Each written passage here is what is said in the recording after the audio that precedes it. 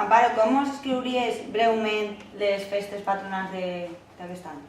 Pues, les escriuria com unes festes fetes per a tot el municipi de Torrent, perquè de fet se fan en pràcticament quasi totes les places de Torrent, per a tots els públics i a més en el mateix pressupost que teníem l'any passat, però amb més activitats i més actuacions. Què novetats podem veure aquest any en les festes? Novetats, com a coses més destacables, tenim, per exemple, que s'han ampliat el número de places, tenim places noves on se fan actuacions per a xiquets com per a majors, des de lo que és la Villa Olímpica, que no s'havia anat mai, a lo que és on està la plaça Gaudí també, que no havien tingut mai actuacions, eixa final en el Trinquet, que com a una instal·lació que tenim en Torrent i en una tradició que n'hi ha també de xou de Trinquet, veien que era necessari que se poguera oferir també a la gent de Torrent, no? I a banda d'això, aquest augment de les activitats, sobretot per al públic infantil i el públic juvenil, no? Però sí que n'hi havia una carència en activitats per a xiquets i és el que en totes les places on hi ha una actuació per a més majors, per la nit, sempre n'hi ha per la vesprada activitats per als més menuts. I què destacaries, què cosa destacaries de les festes que dius? Les festes de Torrent són... Jo les destacaria com que són unes festes molt participatives, perquè participen les dues bandes musicals, participen els grups de ball, participa també amb pes també de lo que són a nivell d'artistes de Torrent. Tenim cantants que van a cantar en aquesta nit de cançó, de concurs. També tenim mags que van a fer una nit de màgia que acabarà com a artista invitat de Junque, però també tenim aquesta part també molt important d'intentar també consolidar i sobretot el que són les festivitats de moros i cristians estan plenament integrades en la programació. El que heu fet és que la gent de Torrent s'impliqui un poc en les festes. Sí, moltíssim. I siga un poquet els que duen perquè al final activitats culturals. Jo crec que Torrent té aquesta peculiaritat que per ser un municipi com és de gran, que a més és molt festero, té al mateix temps molts grups i molts, sobretot persones que se dediquen a l'espectacle, no? I no tirar-me d'ells era com no tirar-me d'algo tan propi com és tu mateixa, no? I a més en una gran qualitat, no?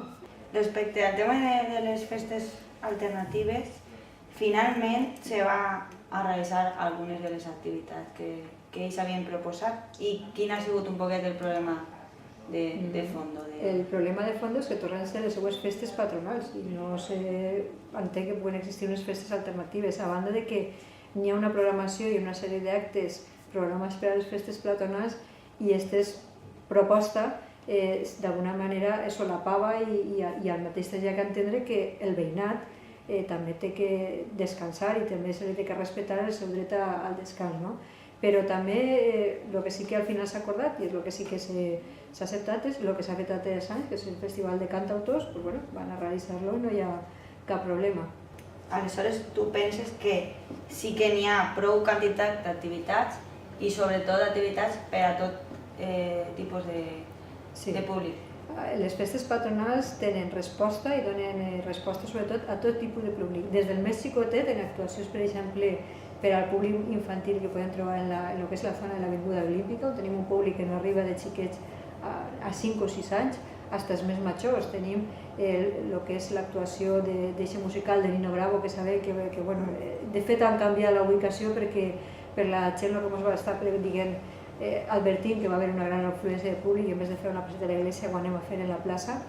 Però també tenim una nit de ball per als nostres més majors en la plaça de la Llibertat, i aquesta vesprada de balls també era una forma d'arribar també a un tipus de públic major que necessita un altre tipus d'activitat, però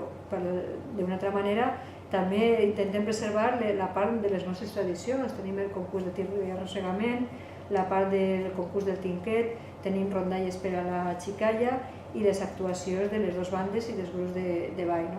Donem aquesta amplitud de resposta a tots els públics, el més jove en el roquejat, el més major en aquestes actuacions de teatres i varietés que es poden fer per a ells i el més infantil el que se fa en les places que estan designades. És una iniciativa que ells ens demanen i d'alguna manera tots els anys. Este any, a banda, com s'han ampliat el número de places, ells professionals del sector de l'hostaleria agraeixen l'opció de dir, tinc un espectacle a la plaça on tinc el meu negoci i a més tinc l'opció de poder tancar una miqueta més tard que la gent, tal vegada perquè fa calor i perquè estem de festa i ens agrada estar en el carrer, s'agraeix estar en una terrassa i poder fer una consumició. També volíem saber el tema de la seguretat policial. Este any se va organitzar exactament igual els dispositius que l'any passat o n'hi ha més? Este any el que tenim és que s'ha fet el mateix que altres anys, una coordinació entre Policia Nacional, Policia Local i Protecció Civil, en la peculiaritat de que este any ja tenim la incorporació d'estos 34 nous agents que acabaren el seu curs en l'IBAS fa ara pràcticament 20 dies i aquesta presència dels policies en el carrer se veu avui en qualsevol moment perquè sabem que està la policia de barri. De cara a les festes ho anem a notar encara molt més perquè estaran pràcticament tots els efectius en el carrer per a velar per la seguretat, la tranquil·litat i sobretot per a que tot estigui perfectament coordinat i no n'hi hagi cap incidència. De les primeres línies que marcaren era intentar preservar al màxim la zona afectada, és a dir, evitar que la gent, salvo per la zona que estan els caminers que estan adequats, entre a la part que està cremada perquè en aquests moments estem en una situació delicada, tenim el voluntariat ambiental, però estem en una situació delicada en la qual hi ha que preservar que molts dels bulbos que estan a dia d'avui baix terra tornen a eixir ara cap a agost. Per tant, és important no erosionar el terreny per a que puguen eixir. I de cara a lo que és el mes del medi ambient, que tots els anys, des de pràcticament ja fa 4 anys, se fa al voltant del mes d'octubre-novembre, este any se va dedicar a lo que és la regeneració de la Serra Perenxija, que és el moment en el qual se podrà fer una actuació ja directament en la zona afectada per l'incendi. I per al tema prevenció també haveu efectuat en... Sí, naturalment nosaltres a nivell preventiu, tant en el que és el voluntariat ambiental com el que són les brigades que estan contratades per part del SERVEF de neteja